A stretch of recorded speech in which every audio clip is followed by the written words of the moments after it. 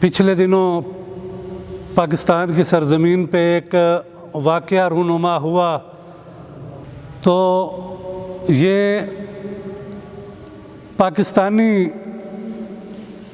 शिया थे कि जिनको कत्ल किया गया, शहीद किया गया, जो आज 5-6 दिनों से सरापा एहतजाज भी हैं और इस हुकूमत से भी वो इंसाफ की अपील कर रहे हैं। तो एक शख्स को कत्ल करने का जो गुनाह परवरदिगार आलम ने कुरान मजीद में ज़िक्र किया है, सूरह निसा की आयत नंबर 93 में अल्लाह तबारक व तआला इरशाद फरमाता है कि मन यक़्तुल मुअमिनन मुतअम्मिदन, कि जो शख्स किसी मोमिन को अमदन कत्ल करे, यानी गलती से अगर कत्ल हो जाए तो उसका गुनाह उस पर नहीं है, उसके और अहकामात हैं। लेकिन जो शख्स जानबूझकर एक मोमिन को कत्ल करे फ़जज़ाउहु जहन्नम, तो सबसे पहले उसकी क्या जज़ा है? जहन्नम खालिदन फ़ीहा। और दूसरी बात क्या कि वो उसमें हमेशा रहेगा, यानी ये जो जहन्नम है उसकी 2-4 दिनों के लिए नहीं होगी बल्कि हमेशा हमेशा के लिए होगी। और फिर आगे आयत फरमाती है वग़ज़िबल्लाहु अलैहि, और परवरदिगार आलम उस पर गज़बनाक होगा। अब अल्लाह का गज़ब क्या है? शेख सद्दूक़ अमाली में इमाम जाफ़र सादिक़ अलैहिस्सलातु वस्सलाम से अल्लाहुम्मा सल्लि अला मुहम्मद व आले रिवायत नकल करते हैं कि इमाम से पूछा गया कि अल्लाह के गज़ब से क्या मुराद है? तो इमाम फरमाते हैं फ़अम्मा अल-गज़बुल्लाह फ़हुवा अज़ाबुहु, तो अल्लाह का गज़ब जो है उससे मुराद क्या है? उसका अज़ाब है। अब इस आयत में सबसे पहले कहा गया कि उसकी जज़ा जहन्नम, जिसमें वो हमेशा रहेगा। फिर उस पर अल्लाह का गज़ब यानी उस पर अल्लाह का अज़ाब भी नाजिल होगा। व लअनतुहु, और परवरदिगार आलम की इस इंसान पर लानत भी नाजिल होगी, और लानत से मुराद भी यही अज़ाब है। और इस आयत का आखिरी टुकड़ा व अअद्द लहू अज़ाबन अज़ीमा, और परवरदिगार आलम ने इसके लिए एक अज़ाब अज़ीम तैयार कर रखा है। कुरान मजीद की अगर आप आयत को देखें, शायद आपको कोई आयत मिले कि जिसमें एक गुनाह के इतने अज़ाब, अब हम नहीं जान सकते कि इन अज़ाबों की कैफियत क्या है, क्योंकि हर अज़ाब अपनी जगह पर एक अलहदा और मुस्तकिल चीज़ है कि उसका जो ठिकाना जहन्नम हमेशा के लिए, और अल्लाह का गज़ब क्या है, ये किस किस्म का अज़ाब है, ये परवरदिगार आलम बेहतर जानता है। लेकिन एक इंसान को कत्ल करने के इस आयत के अंदर 5 किस्म के अज़ाब बताए गए हैं। और उसकी वजह दूसरी आयत में परवरदिगार आलम इरशाद फरमाता है कि जिसने किसी एक नफ्स को, एक जान को कत्ल किया, गोया उसने पूरी इंसानियत को कत्ल किया। तो वाक़ई जब इन आयत को इंसान पढ़ता है तो इससे बड़ा कोई गुनाह नहीं होता कि किसी इंसान को, और फिर मोमिन को कत्ल करना। अल्लामा अली नक्की साहब अपनी तफसीर में लिखते हैं कि जो शख्स मोमिन को कत्ल करता है तो जब वो कत्ल कर रहा होता है, तो जब ज़ाहिरी बात है कि जब मोमिन को कत्ल कर रहा है तो वो ख़ुद दायरा इस्लाम से खारिज हो जाता है और ईमान से खाली होता है, तो तब वो किसी मोमिन को कत्ल करता है। तो उसका अज़ाब कुरान मजीद के अंदर इस सूरत में लिखा गया है। अब हमारी क्या ज़िम्मेदारी बनती है? तो बहुत से लोग ये समझते हैं कि इन एहतजाज करने का हमें क्या फ़ायदा है, या उनको क्या फ़ायदा है, या ये वक्त के ज़िया के अलावा और कुछ नहीं है। तो कुरान मजीद की एक आयत सूरह जासिया इंशाअल्लाह गौर से समाअत फरमाएंगे। 29 नंबर आयत में परवरदिगार आलम इरशाद फरमाता है हाज़ा किताबुना यंतिकु अलैकुम बिल हक़, کہ یہ ہماری کتاب، اب یہ کون سی کتاب ہے؟ انسان کے نامہ اعمال کی کتاب، اس کو پروردگار عالم اپنی طرف نسبت دے رہا ہے، کتابنا۔ کیوں؟ کیونکہ اس کو لکھا کس نے ہے؟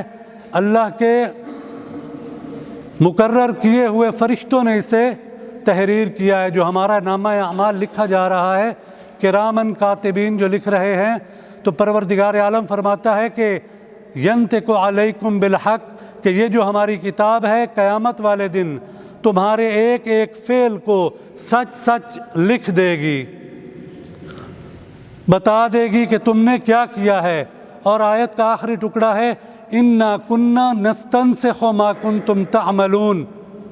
نستنسخ، استنساخ عربی زبان کے اندر فوٹو کاپی کو کہتے ہیں، اور جو ویڈیو بنتی ہے اس کو بھی استنساخ کہتے ہیں۔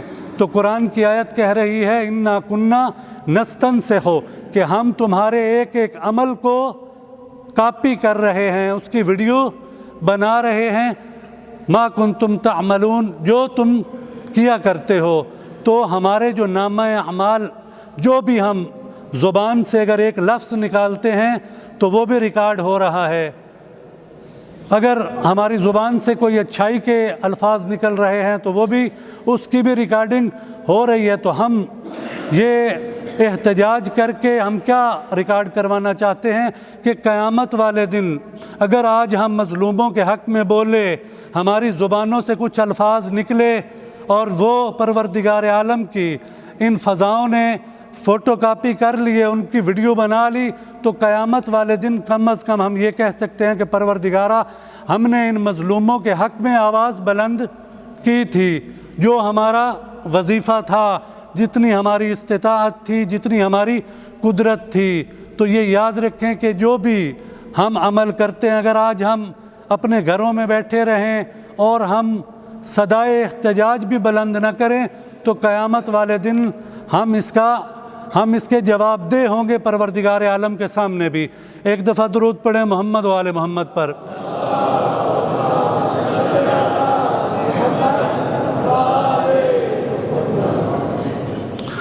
تو واقعاً یہ ہماری ذمہ داری بھی بنتی ہے کہ ہم لوگ جتنا ہماری بساط میں ہے، انشاءاللہ اس جمعے کے بعد ایک ریلی کا اہتمام کیا گیا ہے جو یہاں سے شروع ہوگی اور اڈے پر اختتام پذیر ہوگی، اور وہاں پر پھر مولانا مظفر حسن صاحب انشاءاللہ ریلی کے اختتام پر آپ مومنین سے خطاب بھی فرمائیں گے۔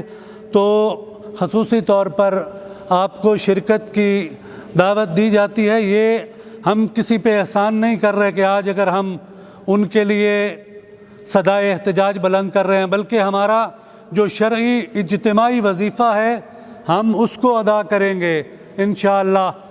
وہاں پر جا کر اپنا ایک احتجاج ریکارڈ کروائیں گے، اور اگر ان مظلوموں کے، ان شہداء کے ورثاء کے مطالبات منظور نہیں کرتی حکومت، تو جب تک وہ وہاں پر بیٹھے ہیں تو ہم بھی انشاءاللہ اڈے پر ایک جگہ کم از کم وہاں ہم کچھ دیر وہاں پر آ کر، اور جو بھی جماعت ہوگی انشاءاللہ مغرب کی بھی وہیں پہ ادا کریں گے، تو وہاں پر ایک دھرنے کا بھی انشاءاللہ بندوبست ہے، تو اس میں بھی شرکت کیجئے گا۔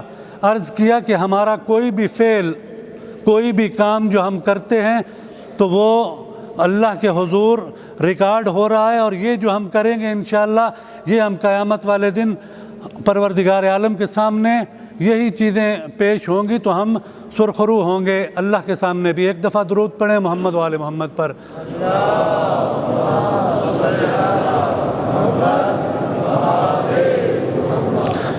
واقعاً جب سے یہ سلسلہ شروع ہوا ہے، ایک چیز جو خوش آئند ہے وہ یہ کہ ملت پاکستان ایک غیرت مند قوم ہے کہ جو پہلے دن سے کراچی ہو، لاہور ہو، پشاور ہو، پاکستان کے جتنے بھی بڑے بڑے شہر ہوں، وہاں پر دھرنا جاری ہے، اور علماء کی قیادت میں پوری عوام جو ہے وہ اس وقت سڑکوں پہ ہے الحمدللہ۔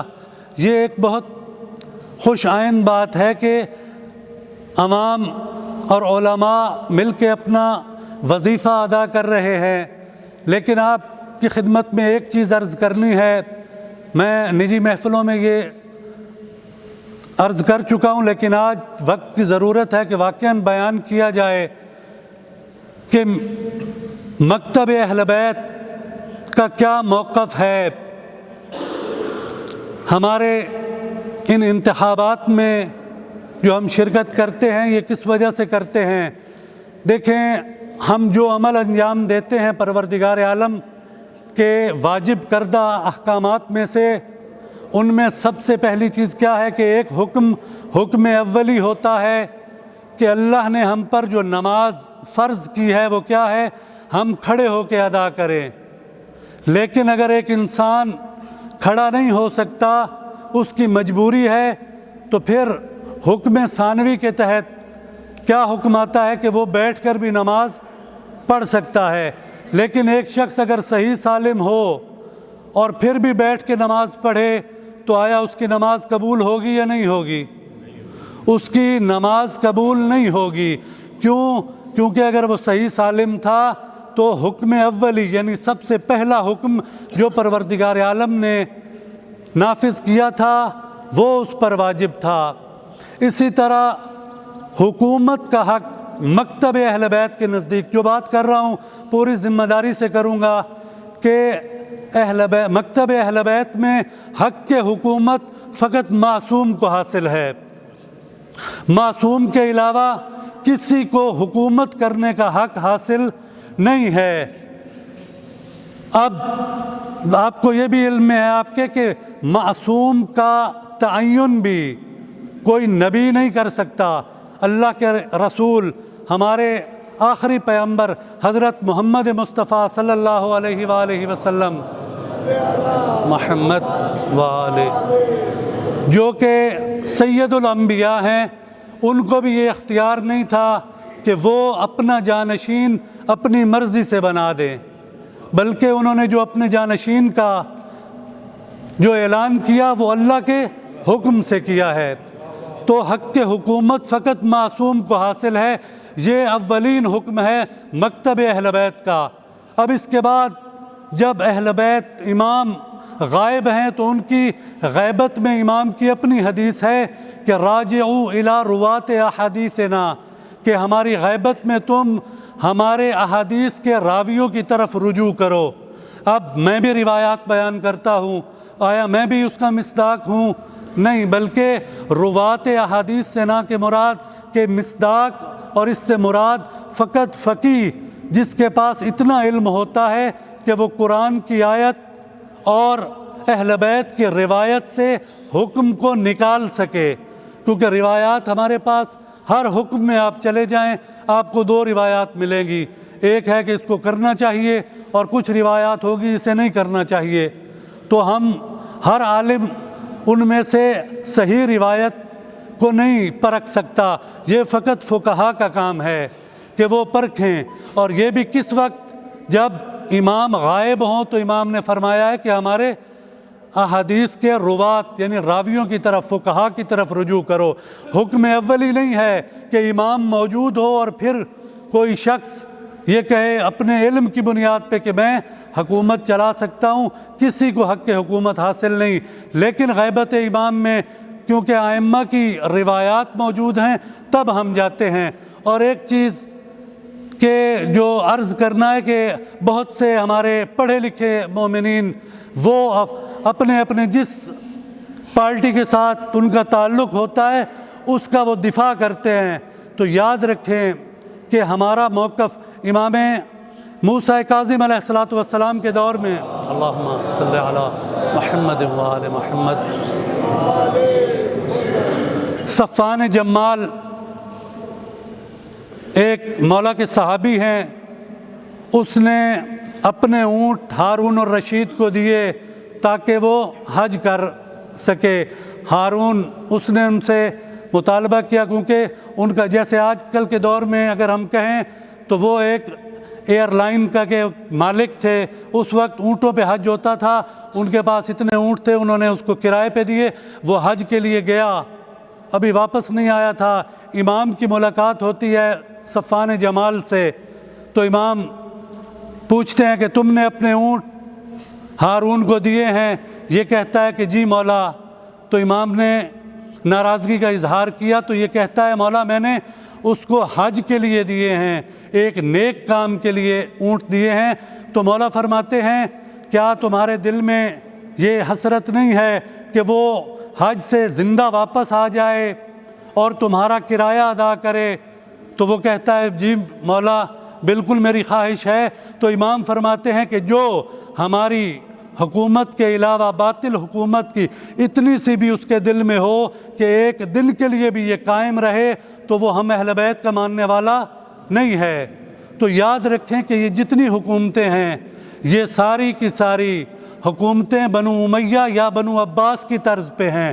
اگر ہم دل سے یہ چاہیں کہ فلاں حکمران، چاہے وہ عمران خان ہو، چاہے نواز شریف یا زرداری، سب غاصب حکومت کے علمبردار ہیں، ہم دل سے یہ کبھی بھی نہیں چاہ سکتے۔ حکم اولی یہی ہے کہ یہ لوگ نااہل ہیں، لیکن اب ہم ان کو کیوں، فقہا نے ہمیں اجازت دی ہے کیونکہ ہم نے یہاں پہ رہنا ہے۔ اور آپ کو ایک اور بات کہ سرکاری ملازمت کسی بھی صورت میں جائز نہیں ہے امام کے دور میں، کہ امام کا دور ہو اور حکومت مخالفوں کی ہو اور وہاں پر انسان کیونکہ روایات میں ہے کہ وہ اس حکومت کی مضبوطی کا باعث بنتا ہے۔ لیکن آج کے دور میں فقہا نے جو اجازت دی ہے کہ تم نوکریاں کر لو، یہ حکم ثانوی کے تحت ہے۔ تو جو آج ہم ان کو ووٹ دیتے ہیں وہ فقط اس لیے تاکہ ہم محفوظ رہیں اور ہماری جان و مال محفوظ رہے، ورنہ ان کی دل سے اگر ہم یہ چاہتے ہیں کہ فلاں شخص بہت ایماندار ہے وہ آئے، تو یاد رکھیے گا کہ مکتب اہل بیت میں اس کی گنجائش نہیں ہے۔ تو ہمیں واقعاً بصیرت کے ساتھ آگے بڑھنا چاہیے کہ ہم جو یہاں پر کر رہے ہیں، آج سے پہلے جو لوگ بہت دفاع کرتے تھے آج انہوں نے دیکھ لیا واقعاً یہ شہداء کے خون کی تاثیر ہوتی ہے کہ وہ وقت کے منافقین کے چہروں سے نقاب اٹھا دیتے ہیں۔ یہی منافق جب پہلے حکومت میں نہیں تھے اس وقت حکمرانوں پہ انہوں نے باتیں کی کہ جانا چاہیے تھا زرداری کو، آج جب حکومت میں ہیں تو آج اپوزیشن وہاں پہ گئی ہوئی ہے۔ تو ہم مکتب اہل بیت کو ماننے والوں کو بابصیرت ہونا چاہیے اور ان کے دھوکے میں نہیں آنا چاہیے۔ واقعاً آج وہاں پر اب ہم لوگ یہاں پہ آئے ہوئے ہیں تو اگر تھوڑی سی سردی ہو تو ہم واقعاً بڑی بڑی جو محافل ہیں اس کو ہم ترک کر دیتے ہیں، لیکن وہاں 6 دن سے یعنی چھوٹے چھوٹے بچے، مائیں سڑکوں پہ بیٹھی ہیں، لیکن کوئی حکمران ٹس سے مس نہیں ہو رہا۔ تو واقعاً ہمیں ان چیزوں سے سب سے پہلے کہ مکتب اہل بیت کی تعلیمات کو سمجھنا چاہیے کہ وہ ہم سے کیا تقاضا کرتا ہے، اور پھر جتنی وہ رخصت دے اس کے مطابق ہم اپنے ان چیزوں کا انتخاب کریں۔ واقعاً کہ آج وقت نے ثابت کر دیا، مجھے بہت سے افراد آ کے کہتے تھے کہ یہ شخص یوں، لیکن آج ان شہداء کے خون نے ہمیں منافقین کا ہمیں پہچان کروا دی ہے۔ تو واقعاً اب ہم ان شہداء کے ورثاء کو تعزیت پیش کرتے ہیں اور ان سے ایک عہد کرتے ہیں شہداء کے خون سے کہ ہم اس وقت تک آپ کے ساتھ رہیں گے کہ جب تک آپ چاہیں گے۔ مولا کائنات نے جو وصیت کے جملے فرمائے تھے امام حسن اور امام حسین علیہ السلام کو، تو اللہم صلی علی محمد و آل محمد، تو اس میں 2 جملے یہی تھے، کونا للظالمین حسما، کہ ظالموں کے ہمیشہ دشمن بن کے رہنا، وللمظلومین عونا، اور مظلوموں کے حامی و مددگار بن کے رہنا۔ تو واقعاً یہ جملے ہمیں درس دے رہے ہیں کہ ہم بھی وقت کے مظلوموں کا ساتھ دیں اور وقت کے ظالموں کے خلاف استقامت دکھائیں۔ جس حد تک ہماری ذمہ داری اپنے علاقے کی حد تک بنتی ہے ہم یہاں پر یہ ذمہ داری ادا کریں، اور اگر علماء ہمیں کسی اور جگہ پر بلاتے ہیں اور وقت کی ضرورت وہ ہوتی ہے تو انشاءاللہ ہمیں ہر وقت تیار رہنا چاہیے۔ پروردگار عالم سے دعا ہے کہ پروردگار عالم ہمیں ظالموں کے خلاف استقامت کی طاقت نصیب فرمائے اور مظلوموں کی حمایت کرنے کی طاقت نصیب فرمائے۔